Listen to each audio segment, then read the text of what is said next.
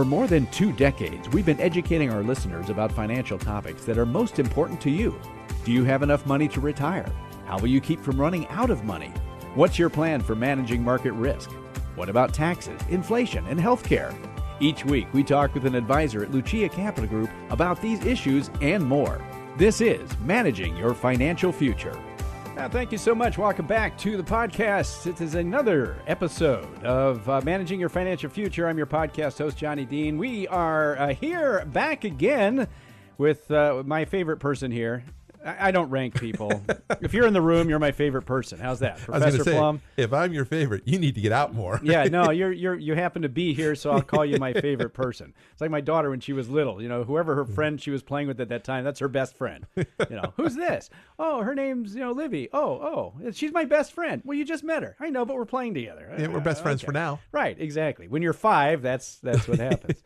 All right. Anyway, my best friend. How sad is that for me?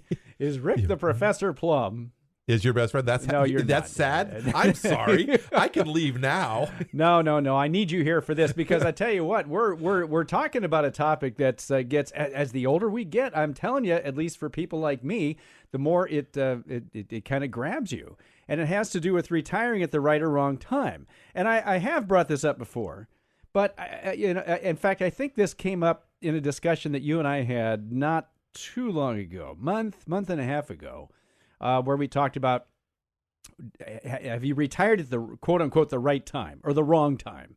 In other words, when you retire, is the market up and is your portfolio where you need it to be? Retiring with a really high market is probably the worst time. If you can afford to retire when the market's bad, you're going to do well. Well, you should do well. You should do well. And yeah, that's part of the problem because once you retire, for many people, to go back again to those who retired in at the end of 2021. Market was at an all-time high. And you know that happened. People in January, a lot of people end of the year, they just call it quits and they retire. And all of a sudden 2022 happens and you're down. What do we have that stat? What were we down in 22? Do you remember? I think for the entire year, I know the S&P was down more than 20% at one point. Yeah. In fact, I know it was down 24% at one point. Yeah, I don't know if it ended there, but it doesn't matter. I mean, to people who retire and then all of a sudden they're down 24%. Well, and that I think highlights one of the big differences between accumulating, creating, developing a net worth, an investment net worth, and then taking and turning that investment net worth around and turning it into a distribution net worth to support yourself. The reality is creating an investment portfolio is significantly easier than creating a distribution portfolio. Starting with nothing and taking what everybody perceives as a negative, the volatility, the risk of the stock market. Take that and use that to your advantage for 30, 40 years. That's great. It's easy. I mean, it doesn't matter whether you pick, the best mutual fund for that. You don't have to. You just have to pick a good one. You don't have to. And let the market do the work for you. The biggest thing you've got to do is put the crowbar in your wallet and pry the money out of your wallet and put it in your investment portfolio. That's the hardest part. You are 100% correct. But then once you've created that nest egg, you've got this X amount of dollars in your 401k, your IRAs, your Roth IRAs, your personal investments, whatever the case, wherever you've been able to save the money. How do you then change it from an accumulation strategy, which the reality is relatively easy because growth is growth, into a distribution strategy? And people are worried about, am I doing it at the right time? There is no right time. The right time is when you decide you want to do it and you prepare for that and you set your portfolio up to give you the income you need come heck or high water. I cannot stress enough the difference between building a portfolio and taking money out of the portfolio, that those are two separate skills. And you have to be good. All you got to do when you're building you are correct, Professor. When you're saving money and building your portfolio and your nest egg and all that over the course of 30 years, you don't have to be right. You just have to be sort of good for a long period of time. You have to be consistent. You can be just slightly above average over a long period of time, and you will probably do better than somebody who's great one year and horrible the next. And when I say consistent, I'm not necessarily talking about the returns from year to year. I'm saying consistent in saving year over year, every month. Your 401k, your IRAs, your Roth IRAs, if you're eligible, all of that consistency in savings. you would have done fine. Right. So what happens is when you retire, it shouldn't necessarily matter to you when you retire. People do not want the markets to determine when they can retire. They'd rather do it on their own. Yeah, I've talked to a lot of people through the years, and they say, can I afford to retire? And it's not a matter of the market's ripe, so let's retire today. It's can I afford to retire now? And now I did talk to some people towards the end of 2021, early 2022, that were in a position to potentially retire. And then the market started to go a little sideways, then south in 2020, down in 2022. That was the end of 2021. And the question then became, can I still afford? Am I still on track? Can I still retire even though the market has come back or gone down? It's pulled back. And so the idea is before you get to the point where you're pulling the trigger and telling the boss, I'm done, I'm out of here, take this job, whatever you want to sing out the door, you should have your portfolio in a position.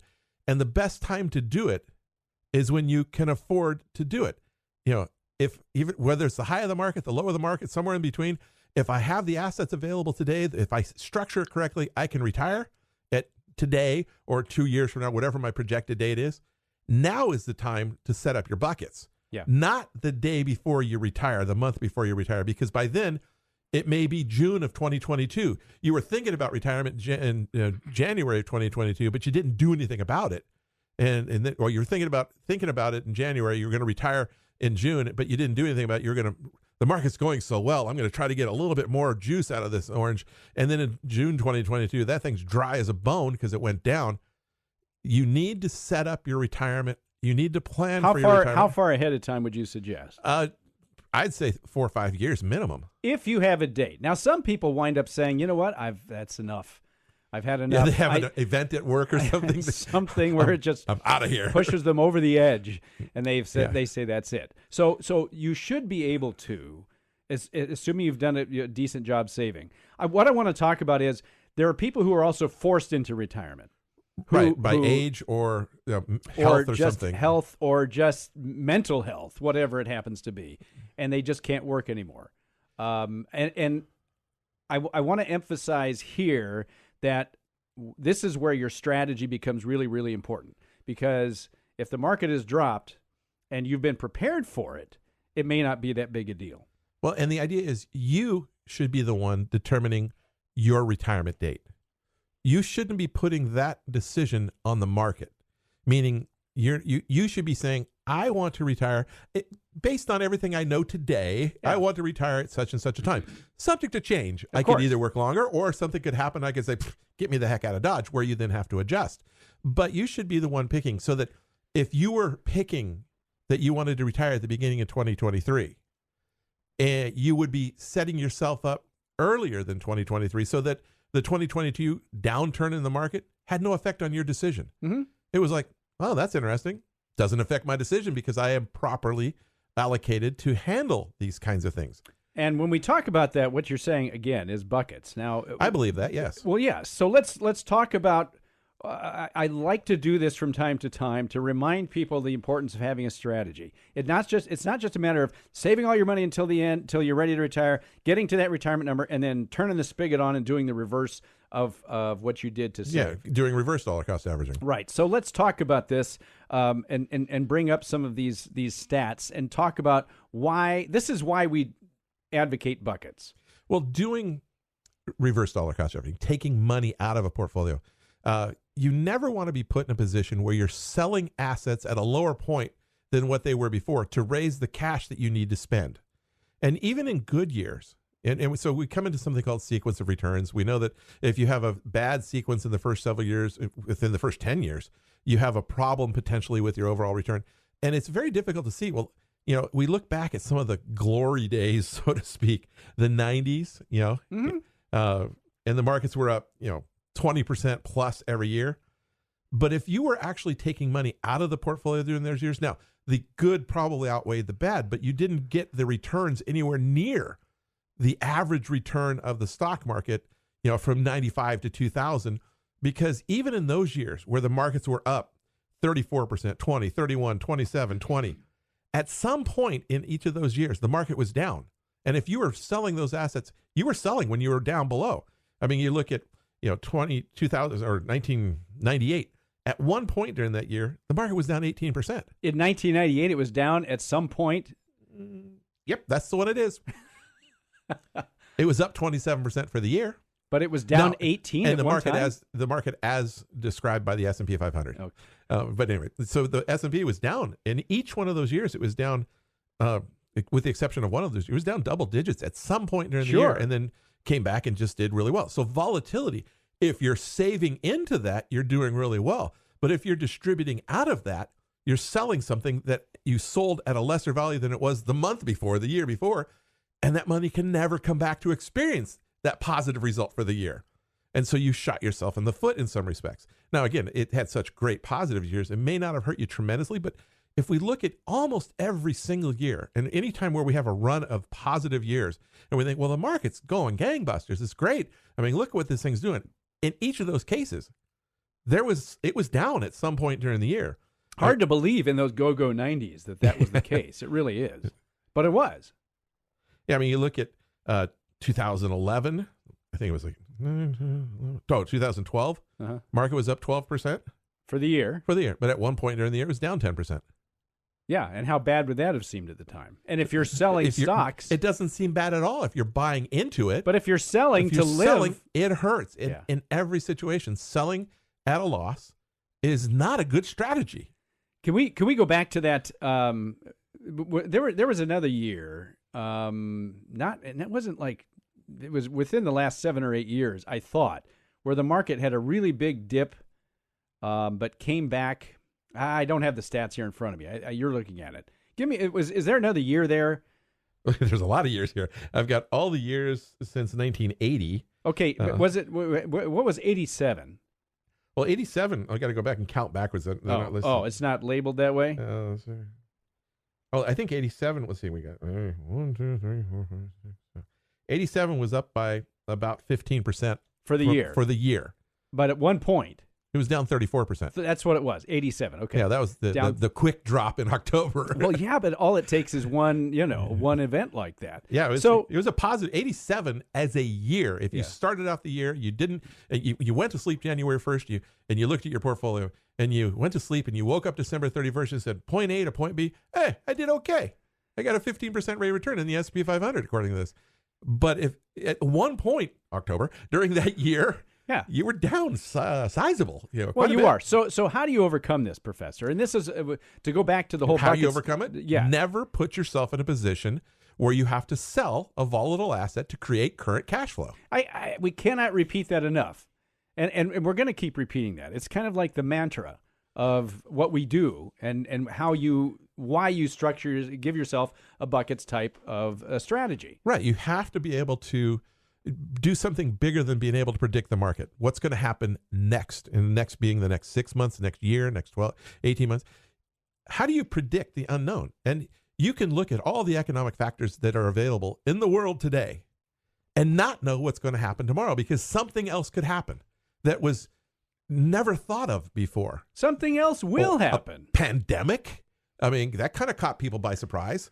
Go back and look at there's all kinds of natural disasters that affect the market.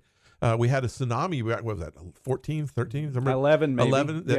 11 was the downgrade of the S&P. S&P downgraded the market. The tsunami was right about that same time. Yeah. I mean, that had a little roiling effect. Well, look at this. Who predicted 9/11? Nobody. Who predicted the .com crash? Well, in hindsight, it should have been easy to predict. Greenspan predicted it in 1996. It didn't happen for almost 5 years later. No, but go back to anything. Go back to the Cuban Missile Crisis. Go back to World War II. Any of those things. There's always something that can potentially come out of left field to change things. It always will come out of left field. And so you cannot rely on just the economic factors to predict the future. You have to have something in your planning process that says, even if we're wrong, I'm okay. And that's why you have to have the staying power, the ability to have a source of income that is not coming from an area that just went down in value. And in some cases, it means I'm going to be more conservative. But this is one of those things, I hear the term in racing, you got to go slow to go fast. You got to slow down to go faster. Mm-hmm. You've got to be able to, consistency wins the race. Slow and steady is what it was. Yeah, there's all kinds of adages when it comes to that. There are times when being more conservative, and actually getting what would be considered a lower rate of return, you end up with more money. You know, there's a good How dare I say that? There's a good analogy I found in this that I read, and it was athletes. Okay, if you look at elite athletes, runners is one of them. Okay, marathon runners who win marathons. Okay, they often run at a marathon pace of about 4.5 minutes per mile. Right, 4.5 minutes a mile. A lot faster than me. A lot faster than most people in the world. I mean, that's about what it averages to. But when they train, they're daily training, okay? Races happen a few times per year, but they're training, they're running at 8-9 minutes per mile. They're running at less than half speed, and they're doing this on a consistent basis. Are they going longer? I pretend to understand the science. They're just running slower. Their training is always, they'll run 26 miles, but they'll do it at half speed. It'll take them 4 hours instead of 2. And they're doing this because if they ran at full speed for every single training session, they'd be injured. Yeah, they can't do it. Their body just can't handle it. Your body would wear out. So by doing this consistently, slowly over a long period of time, they manage to be able to run at an intense pace during a race. That's just an analogy. Now, let's come back to buckets here, and I want to talk about this whole sequence of returns risk is a real risk that virtually everybody faces. Now, there's nothing you can do about your portfolio going down during a bad market. I mean, your other than not being in the things that are going down. Just leave it alone. Yeah, pick and choose. You have the ability to pick the market, the right time to get in, the right time to get out. You can't. So you just make sure you're not in the wrong sector at the wrong time. So we go back to this. I'm being sarcastic. Of course you are. We go back to this one from 1969 to 1979, and I want to bring this up again. Okay, 1969. We've been asked about it. We have been asked about it, and I've got an email from somebody on this, and so I want to make sure we answer this question. We talked about this a number of months ago, and we have on a fairly regular basis since then. Somebody who's retired in 1969. Professor Plum, give this scenario if you would, please. Well, the whole idea was, how do we combat, and what is the problem with just maintaining a balanced portfolio? This isn't even just a pure S&P. This is a balanced portfolio, half S&P, half Barclays Index. That's a bond portfolio. So you've got half bonds, half stocks. The idea is that when you get to retirement age, you should be more balanced, and you should have less stocks at that point, obviously, and you should stay in with a nice balance forevermore. You want to be in balance, and so the idea is, let's start with a 50-50 allocation. And let's take 5% a year out of the portfolio. Okay, so I think they used what, $100,000? Yeah, they were doing easy math. Because in 1969, having $1 million, you would have owned everything. I mean, 100,000 was a decent 100,000 portfolio in 1969 was okay. And so they said, let's take 5,000 a year, not inflation index, just a flat $5,000 a year. And I've got a 50-50 mixture of stocks and bonds. Right, and I'm going to rebalance it to 50-50 every year.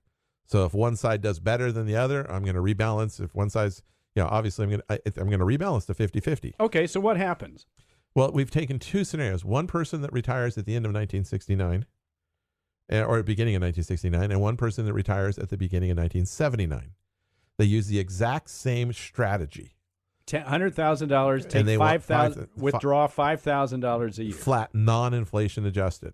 There's just, they're just working the numbers here. And they went through. Now, the problem with the person who retired in 1969 was in the first 10 years, there's a minus 2.6, a minus 6.6, a minus 12, and then a minus 2. So there were 4 negative years. Most of them, 3 of the 4 were, sort of benign. One of them was a minus 12 for the year. And were these early on, like in the early? Well, year 1, year 5, 6, and then year 9. Okay. So, I mean, but that was in the first 10 years. Yeah. That person doing just a straight balanced approach. Now, I'm going to step back, and if all you did was put your $100,000 in at the beginning of 1969 and you did not take any distributions and you left it alone for 20 years, your average return would have been just shy of 9% a year. Per year? That was an average of 9% a year over that 20-year period of time. Wow. That's without distributions. You just left it alone. Left it alone. Didn't take any distributions, 9% a year. That's okay. That's not a bad way to go, especially in a balanced portfolio. Sure. The problem comes in when you start taking distributions and you have those negative years, like I just mentioned in the first 10. So that person, instead of averaging 8.98%, I said just under 9, you're out of money. You had no money left. You're zero. You were zero money left in your portfolio at the end of 20 years. At the end of 20 years, you are out of money. The 100,000 is gone because you took out 5,000 a year. Because you've taken out 5,000. You took out 100,000 over that 20 years. Take out 50,000 for the first 10 years, 50,000 for the second 10 years. You earned basically zero because of the impact of that negative return in those first early years. The market was bad. Right.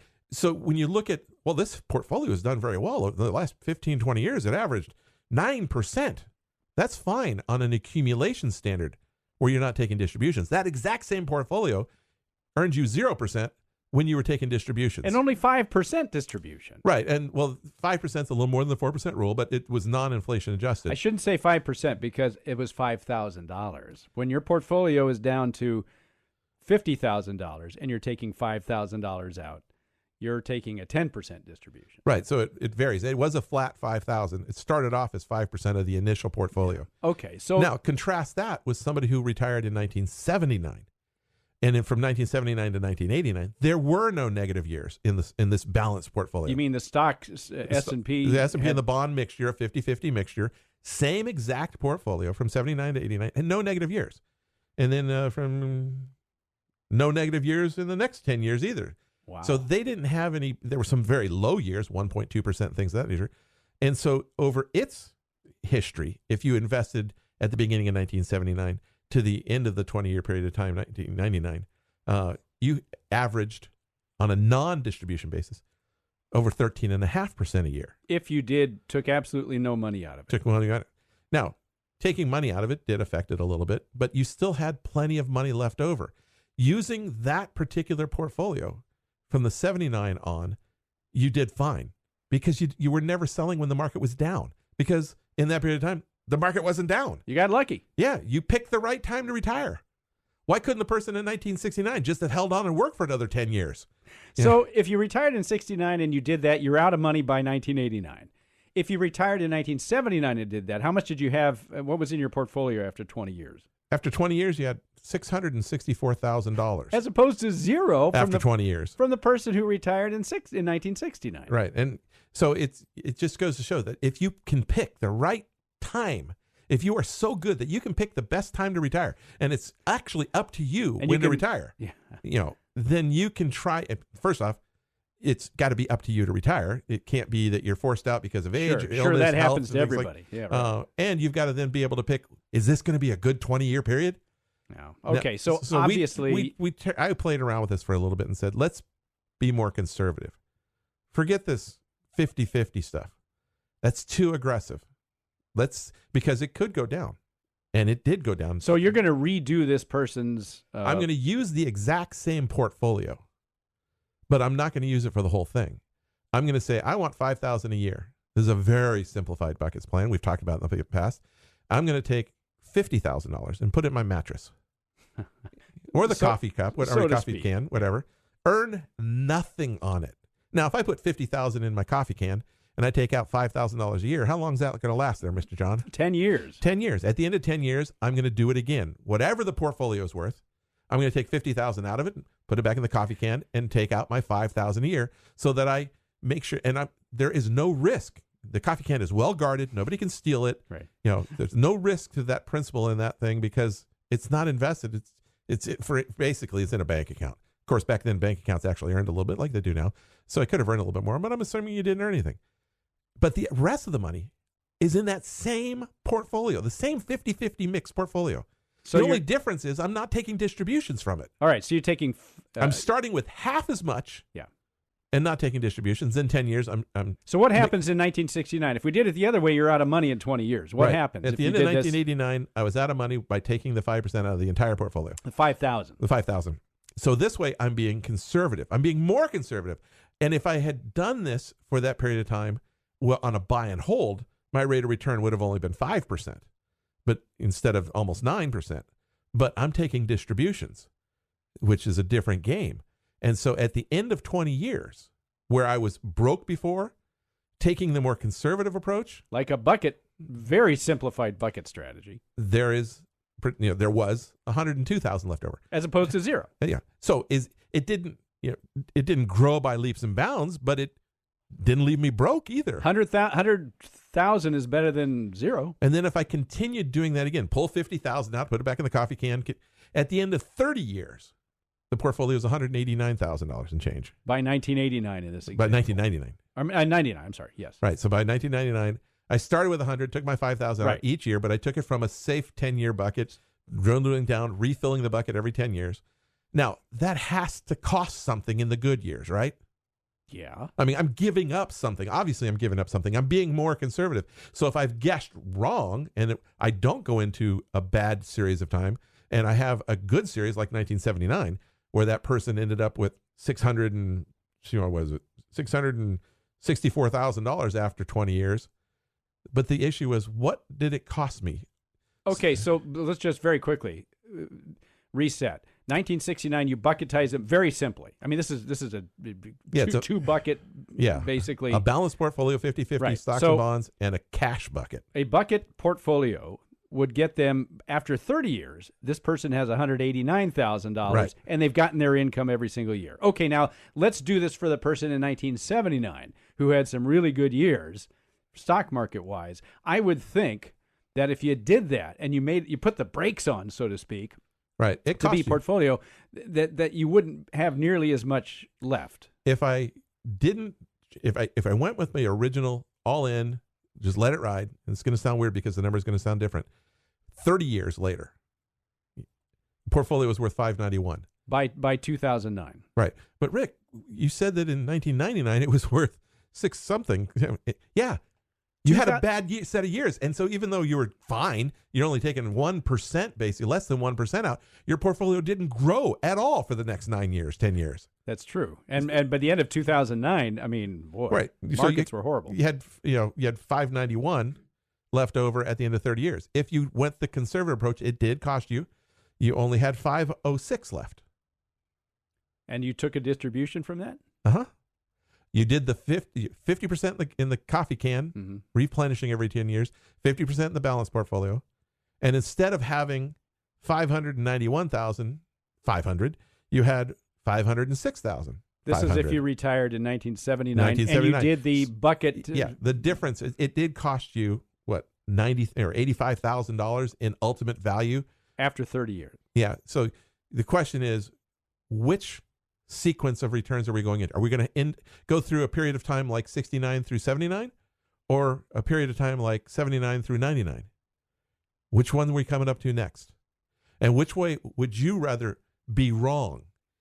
Would you rather be wrong and go all in on that 50-50 and end up with nothing after 20 years, or end up with 85,000 less from 591 to 506 30 years from now, based on these numbers? Seems to me the reward for taking a huge gamble is negligible. And it all stems from what's going to happen in the next 10 years. Yeah.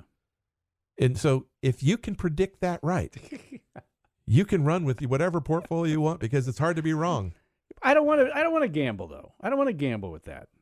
I'd like to know that I'm going to get my money, that I'm going to get my income, that I don't have to worry about running out of money after 20 years or 30 years. All right, so this is why we bring this up, and I'd like to do this because it is a near perfect illustration of why we do buckets. And it avoids having to sell when the markets are down. It avoids the unknown that we just can't put our finger on, and there's nobody that can predict what's going to happen next year, the year after.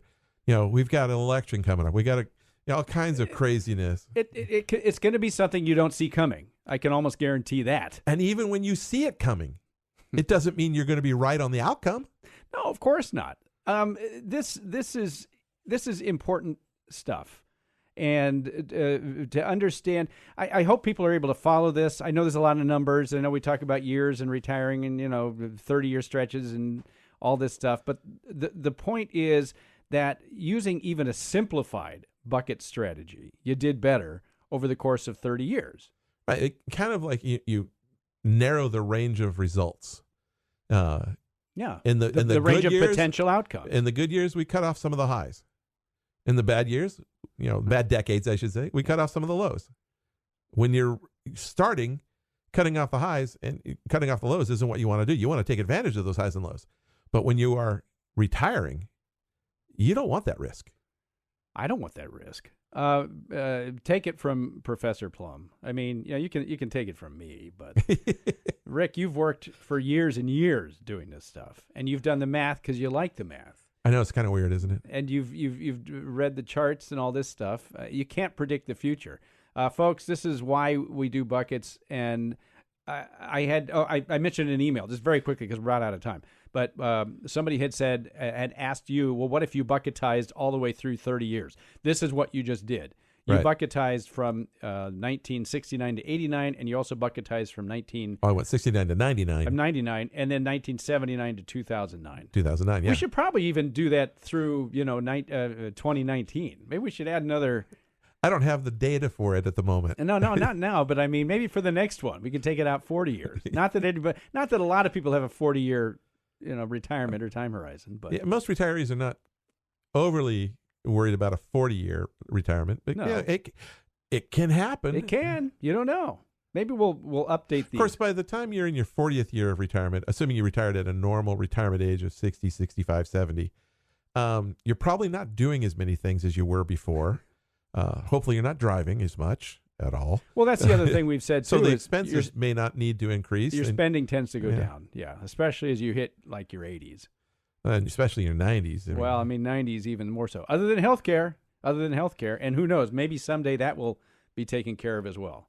But what I've also seen from the healthcare side, which is not good. I mean, they look at it's going to cost you X amount of dollars, but it's not, proportional across your retirement years. It tends to happen in the last several years or the last couple of years, and in some cases. So I mean that's neither good nor bad. That's just unfortunately the way it works. The way it is, yeah. And we should talk some time about planning for that too. We're out of time. If you need the brain trust, you want to talk to Professor Rick Plum or any of the Lucia Capital Group advisors. Why we do buckets? Have you ever questioned it? Have you ever thought about, well, gee, maybe there's some downside? You're always going to give something up, but is it worth it? Is it worth it? Risk return. That's right. Talk to the folks at Lucia Capital Group, 800-644-1150. Their phone number, 800-644-1150. Go online, luciacap.com, luciacap.com, and you can read all kinds of articles and listen to, I think you can even listen to past podcasts there. You can subscribe to us right here on Apple Podcasts and Spotify. Make sure you listen to every single episode because you don't want to miss the information that we're giving you here, folks. I don't believe you're going to hear anything like this anywhere else. Why? Because only Professor Plum is here on this podcast, right? I don't do any others. No, you don't. You're exclusive here, right? Because we're best friends, aren't we, Rick? For the moment, until I walk out the door. That's right. Then I'll find somebody else. Thank you all so much for listening. Professor Rick Plum is a CFP professional, certified financial planner professional, and has been doing it for a long, long time. Rick, thank you so much. Long time. I'm your podcast host, Johnny Dean, for him and the rest of the gang at Lucia Capital Group. We'll talk to you again next week.